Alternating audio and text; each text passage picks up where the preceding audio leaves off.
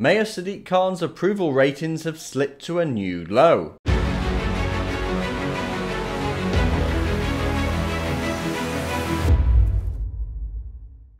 So after a summer of carnage in London, by the way, a summer of carnage that was predicted by Surgeon Martin Griffiths, which I reported on back at the time, Mayor Sadiq Khan's approval ratings have just carried on plummeting in London. Who would have thought it? So a poll by YouGov for Queen Mary University asked Londoners what they thought about the job Sadiq Khan was doing, and well, it's not good. His approval ratings are now lower than ever.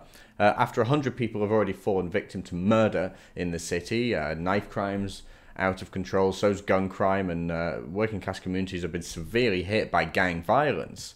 And voters over the age of 50 have given Sadiq Khan a negative rating. That's as well as white voters generally and the working classes. London's working class don't like a mayor who's allowed their communities to turn into war zones.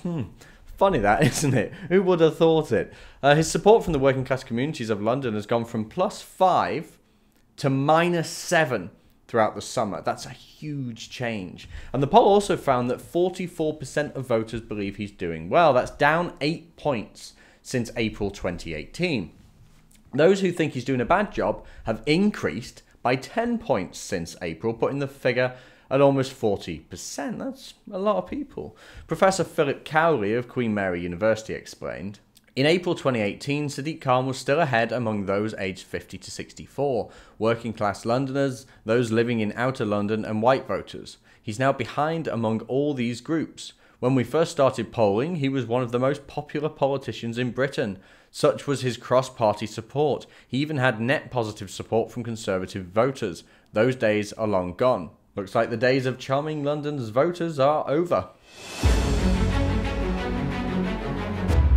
Mayor Sadiq Khan's approval ratings are lower than ever, with the working class, white voters and over 50s all rejecting the politician, despite, in times gone by, him being able to win over support from the Tories and generally being a charming schmoozer in London, winning over voters from all sides. In fact, he got the biggest mandate of any single politician in British history. Those days are well over now, because with a negative rating from these three voting groups, it's clear that his multicultural charm is beginning to wear off.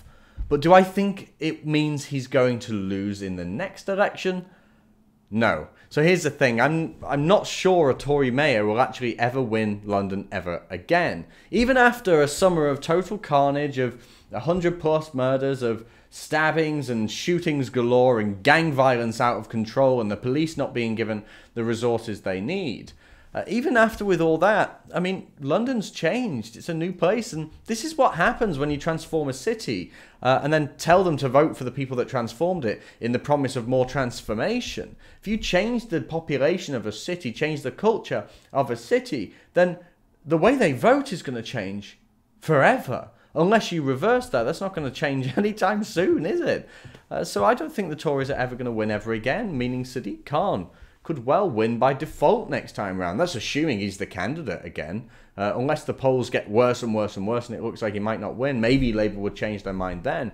Maybe they're going to oust him and put in a Corbynite candidate, although, maybe Sadiq Khan already is anti-Semitic enough for Corbyn, so I guess we'll see what happens with that one.